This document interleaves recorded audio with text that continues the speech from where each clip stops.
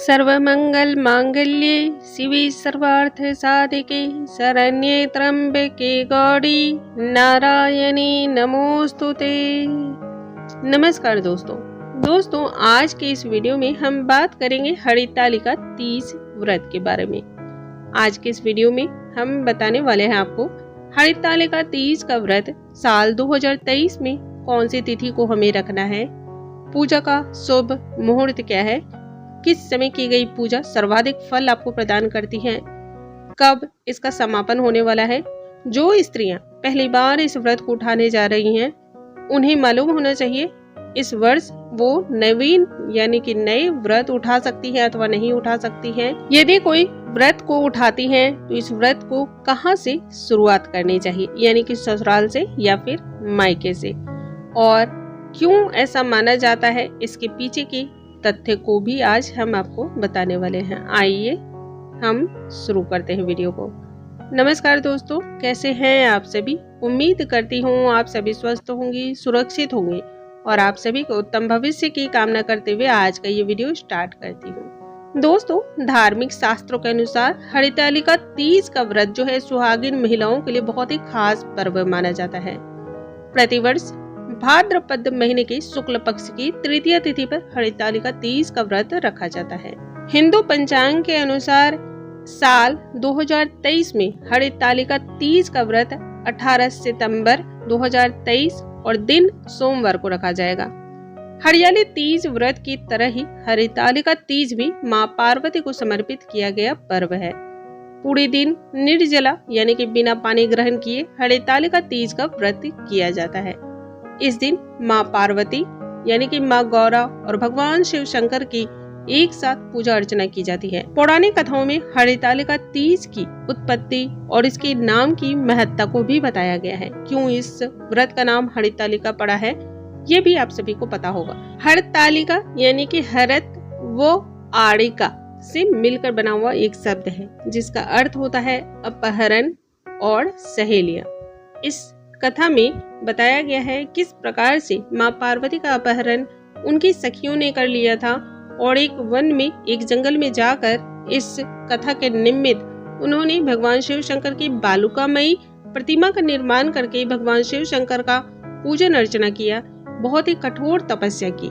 इसलिए इस व्रत का नाम हरितालिका तीज का व्रत रखा गया है। जो भी महिलाएं पहली बार इस व्रत को उठाना चाहती हैं या फिर इस व्रत का पालन करना चाहती हैं, सबसे पहले उनके सवालों का मैं जवाब देना चाहती हूँ।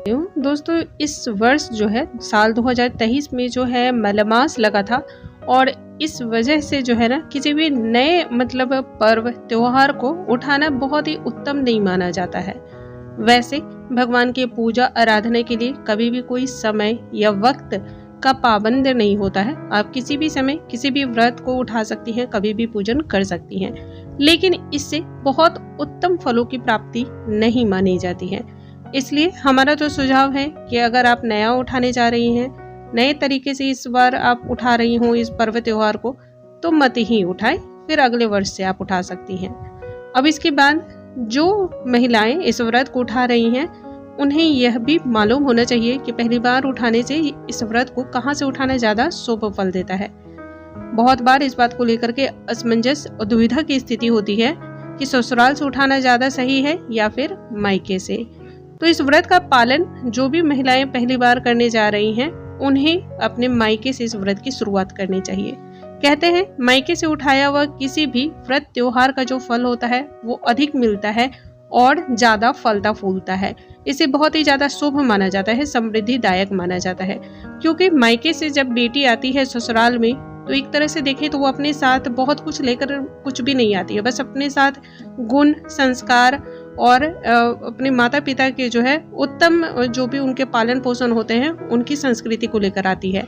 लेकिन ससुराल में आने के बाद सुख, समृद्धि और इसके साथ धन दौलत कई गुना ज्यादा बढ़ जाती हैं। इसलिए कहा जाता है यदि आप मायके से उठाती हैं तो ये समृद्धि दायक मानी जाती है। अब बहुत सारी महिलाएं ऐसी भी हैं जो किसी कारणवश मायके से ना उठा पाए, तो वैसे में क्या करना चाहिए।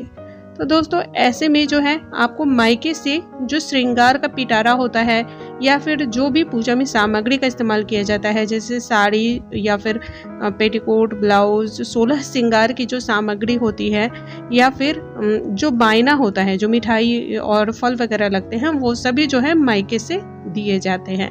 वैसे में आप अपने ससुराल में उठा सकती हैं। बहुत सारी महिलाएं ऐसी भी हैं जिनका मायके बहुत ज्यादा सक्षम नहीं है जो इतनी सारी चीजों को दे सके, तो वैसे में मायके से जो भी पैसे आपको मिलते हों पर्व त्योहार को उठाने के लिए, चाहे वो फिर वो 5 रुपए हो, 10 रुपए हो या फिर 21 रुपए हो, जो भी आपको मिलता है, आप अपना पूरा खर्च कर लें और उसमें इस पैसे को आप मिला लें।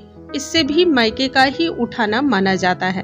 तो इस प्रकार से आप अपने व्रत को जो है पूर्ण कर सकती हैं। अब इसके साथ ही हम जानते हैं कि कौन सी तिथि, कौन सा वार जो है ये पर्व और त्योहार पड़ने वाला है। हरितालिका तीज का जो ये व्रत है, यह 18 सितंबर को जो है व्रत हमें रखना है और दिन सोमवार हो रहा है। देखिए, भाद्रपद तृतीय तिथि का जो प्रारंभ हो रहा है वो 17 सितंबर को ही हो जा रहा है 11:08 पर सुबह। लेकिन जो है हमारे संस्कृति में, हमारी सभ्यता में जो है उदया तिथि का मान होता है, इसलिए 18 सितंबर का हम व्रत रखेंगे, क्योंकि 18 सितंबर को सूर्योदय के साथ ही हमें ये व्रत मिल रहा है। अब इसके बाद हम पूजा का जो है मुहूर्त जान लेते हैं। हरितालिका तीज के दिन जो है प्रातःकालीन पूजा का शुभ मुहूर्त हो रहा है और इसका समय जो है वह 6:07 से लेकर के 8:34 तक सुबह का समय, ये जो है प्रातःकाल पूजा का समय है।